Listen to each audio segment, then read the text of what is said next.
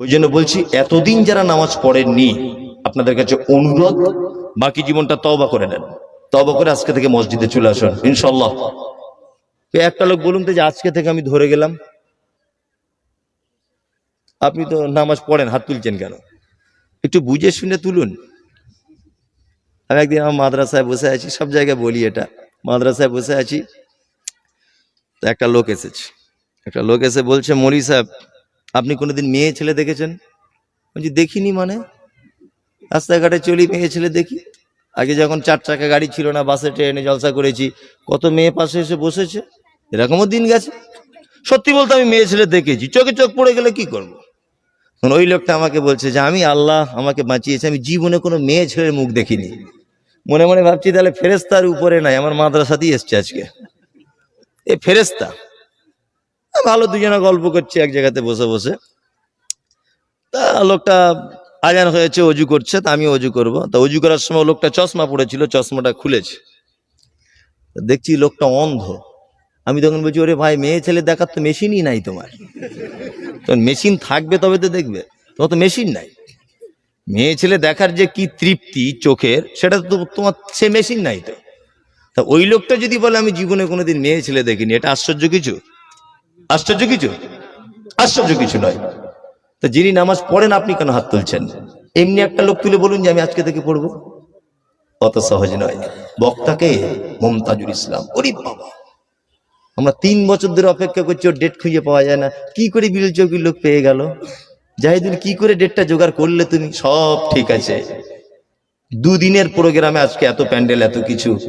আচ্ছা বলুন, আমি এত দূর থেকে এলাম, তারপরে যদি আজকে অন্তত একটা নামাজিও যদি না বাড়ে ধরে নেন, আচ্ছা বলুন তো এত টাকা খরচা, আমি টাকা নিয়ে নিয়েছি, প্যান্ডেলওয়ালা নিয়েছে, মাইকওয়ালা নিয়েছে, সবাই তো একটা খরচা আছে না নেই? কি ফলাফলটা কি? কিছু তো একটা রেজাল্ট হবে, হবে না? অন্তত আপনি বলুন যে আজকে থেকে আমি নামাজ পড়া ধরবো ইনশাল্লাহ। কেউ নেই, অত সহজ নয়। বোকা মানুষ হয়, তবে মমতাজুলের মতো বোকা নয়। তোমাকে এনেছি, তুমি বক্তব্য দিয়ে চলে যাও, মানবো না মানবো আমাদের ব্যাপার, তাই না? ব্যাপার ঠিক এরকম। চলুন, সালাত ইবাদত ছাড়া জান্নাত যাওয়া যায় না। আর একটা কথা বলে দিই, সেটা হচ্ছে এই, আল্লাহ তাআলা তারপরে বলছেন ওয়ায়ামনাউনাল মাউন, কিয়ামতকে তারা আল্লাযীনা হুম আন সালাতিহিম সাহুন, ওই নামাজীদের জন্য দুর্ভোগ যারা লোক দেখানোর জন্য নামাজ পড়ে, আর যারা নামাজ পড়ে অলসতার সাথে। 1 নম্বর যারা অলস, নামাজ পড়ে কিন্তু যে অলস, এনার্জি লস। আমাদের পাড়া গ্রামের কিছু মেয়েরা দেখবেন যখন সেজদা দেয় মনে হচ্ছে 13 বছর প্যারালাইসিসে ভুগছে নামাজে যখন সেজদা দেয়। অথচ নারী পুরুষের সেজদা রুকু কোনো ডিফারেন্স আছে? সব একদম স্ট্রেট বাই স্ট্রেট। পুরুষ যেমন করে খাড়া হয়ে দাঁড়াবে তোমাকেও তেমন করে দাঁড়াতে হবে, শুধু 2-3টে জায়গায় ডিফারেন্স। এক, ইমাম যদি মহিলা হয় আগে বেড়ে ইমামতি করতে পাবে না। 2, ইমাম সাহেবের যদি মহিলা ইমামের ভুল হয় এরকম করে একটু তালি দিয়ে দিবে। এই 2টো জিনিসের ডিফারেন্স, আর তো কোনো ডিফারেন্স আমি দেখতে পাই না। হ্যাঁ, একদম খুব সতর্ক সালাত আদায় করবেন খুশুর সাথে। নাম্বার 2 নম্বর, যারা লোক দেখানোর জন্য নামাজ পড়ে, শুধু যারা জুম্মার দিনে যান, আপনাদের কাছে অনুরোধ, শুধু জুম্মার দিনে গিয়ে আপনি নামাজি হতে পারবেন কে? না, একদম পারবেন না। কিছু লোক জোহরে যায়, আসরে যায়, মাগরিবে থাকে না, ফজরে যায় না, এরকম লোক আছে না নেই? আছে। আমার বেটা মাধ্যমিক পরীক্ষা দেবে এবার, 4টে বিষয় পরীক্ষা হয়েছে, 3টেতে 100 নাম্বার পেয়েছে, একটাতে 0-0। বলুন তো যেদিন রেজাল্ট বার হবে সেদিন আমার ছেলে পাস না ফেল? ফেল। 4টেতে সাবজেক্ট, 3টেতে 100, একটাতে 0। জোহরে গেছেন 100তে 100, আসরে গেছেন 100তে 100, মাগরিবে গেছেন, এশাতে গেছেন 100তে 100, ফজরে ঘুম ভাঙেনি, এই জন্য তোমার 0-0।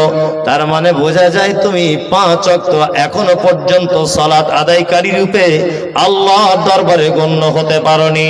বন্ধুরে আমার, পৃথিবীতে একটি মাত্র ইবাদত আছে, যে ইবাদতটা করলে আল্লাহর সমস্ত রকমের সহযোগিতা পাওয়া যায়, তার নাম হলো সালাত। নামাজ শেষ। আল্লাহ বলছেন ওয়ায়ামনাউনাল মাউন, যারা তার প্রতিবেশীকে সামান্য উপকার করা থেকে নিজেকে সরিয়ে রাখে। প্রতিবেশীর সঙ্গে ভালো আছে সম্পর্ক? কি করে সম্পর্ক থাকবে? ও গাছ লাগাবার জায়গা পায়নি, ঠিক জমির সীমানা মেপে এমন জায়গায় গাছ লাগিয়েছে, গাছ অর্ধেক ওর বাড়ি চলে গেছে। এই এরকম লোক আছে না নেই? বর্ষার পানি একটু ওর জায়গা দিয়ে কাটছে বলে জায়গাটা ঘিরে দিয়েছে, এমন করে ঘিরছে মনে হচ্ছে ওর আর ওর বাপের কবর হবে ওখানে, ওই জায়গাটা ঘিরে দিচ্ছে জুত করে, যাতে আমি গরুটা বাঁধতে না পারি। তোমার ইমান আমার আছে? হ্যাঁ, মুহাম্মদ সাল্লাল্লাহু আলাইহি ওয়াসাল্লাম বলেন, মান কানা ইউমিনু বিল্লাহি ওয়াল ইয়াউমিল আখির ফালইউকরিম যাইফাহু। ও লোক আল্লাহকে বিশ্বাস করে না, ও কিয়ামতকে বিশ্বাস করে না, কেসে ফালইউকরিম যাইফাহু, যে তার মেহমানের সঙ্গে অসৎ ব্যবহার করে।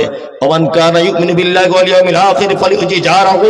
ওই লোক আল্লাহকে বিশ্বাস করে না, ও কিয়ামতকে বিশ্বাস করে না, কেসে যে তার প্রতিবেশী, আত্মীয় স্বজন এদের সঙ্গে অসৎ ব্যবহার করে। আমার বাড়িতে কল নেই, আপনার বাড়িতে দুদিন কলে পানি আনতে গেছে আমার বউ গরিব মানুষের বৌমা, বা আমার বউ গরিবের বউ আপনার বাড়িতে পানি আনতে গেছে দুদিন, তা আপনার বউ মিষ্টি করে ডেকে বলছে, বুবু শোনো, তোমাকে একটা কথা বলছি, কিছু মনে করো না। তা হচ্ছে কি? বলছে সবই ভালো, তুমি আমাদের কলে এসো না, যদি খারাপ হয়ে যায়। ওদের বাড়ির 17 জন কল ধরে টানাটানি করছে 24 ঘন্টা, তখন কল ভাঙে না। আর আমার বউ গেছে আর কল ভেঙে যাবে? বদমাইশি জায়গা পাও না? হ্যাঁ, সাইকেলটা যেতে যেতে হাওয়াটা কমে গেছে, হঠাৎ করে হাওয়া শেষ। আপনার বাড়িতে হাওয়া দেয়, ওটা কি বলে?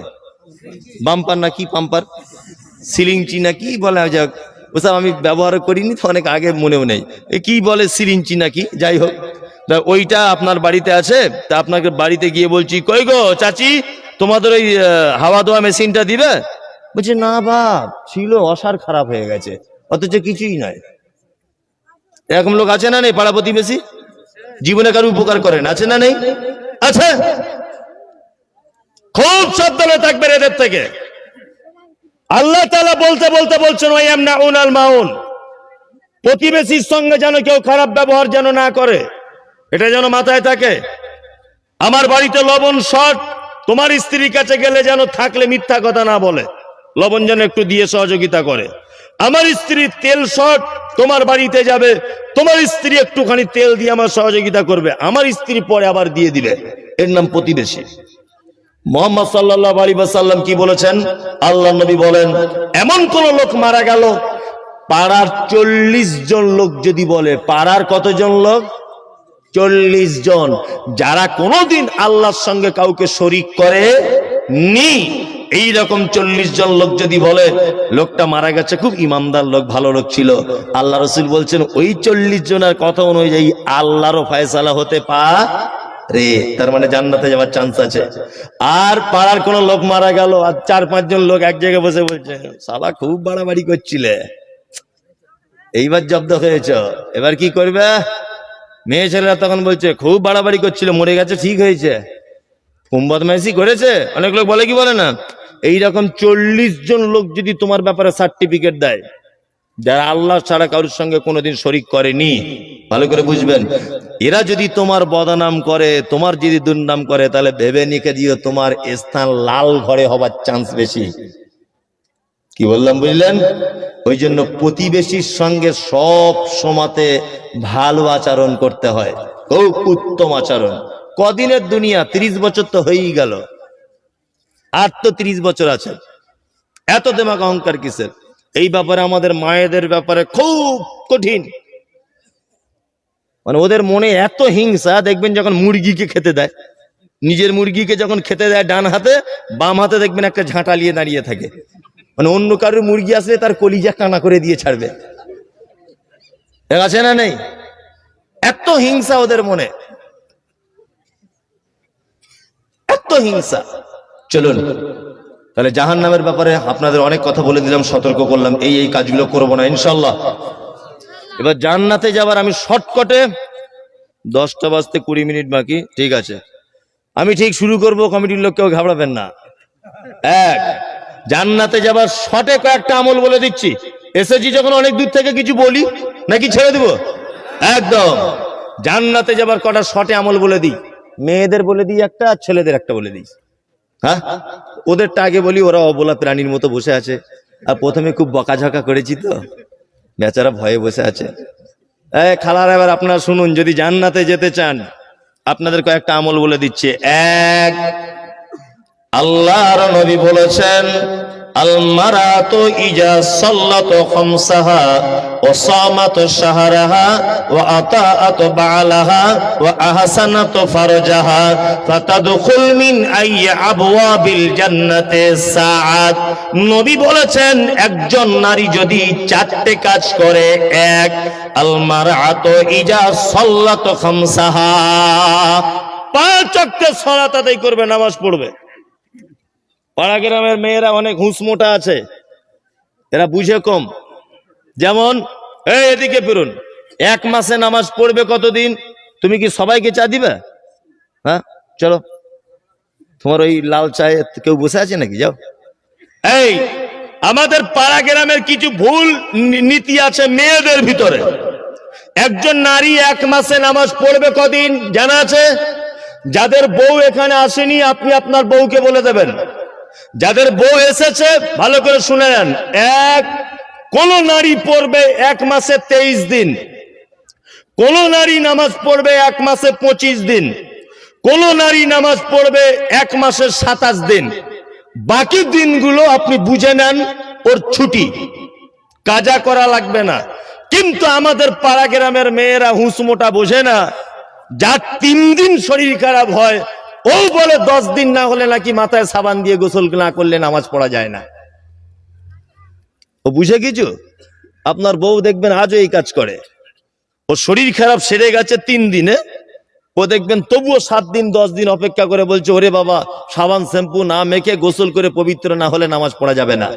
এই খালা, খালা তোমাকে মায়ের মর্যাদা দিয়ে বলছি, তোমার যদি জোহরের সময় শরীর খারাপ সেরে যায়, আসরের নামাজ তোমার ফরজ।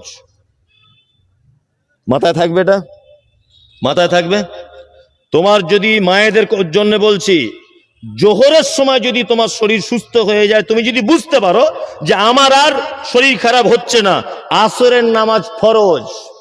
নরমালি ফরজ গোসল করে নেন যেমন করে তেমন, তোমার সাবান শ্যাম্পু ব্যবহার করতে হবে, এটা আবার কেমন? মুহাম্মদ সাল্লাল্লাহু আলাইহি ওয়াসাল্লাম বলেছেন সেন্ট ব্যবহার করতে হবে। ঋতু থেকে একটা মহিলা পবিত্র হলে সে তার লজ্জাস্থানে বা সারা শরীরে সে সেন্ট ব্যবহার করতে পারে, তবে যাদের স্বামী আছে তারা করবে। মাথায় রাখবেন, এমনি মেয়েদের করতে হবে না।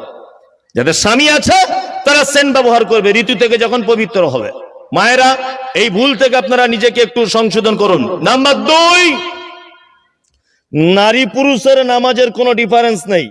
পুরুষ যেভাবে পড়ে আপনি সেভাবে পড়বেন। দুটো একটা জায়গাতে একটু ডিফারেন্স আছে, ওগুলো পড়ে জেনে নেবেন, সবারই জানা। আহলে হাদিস গেরাম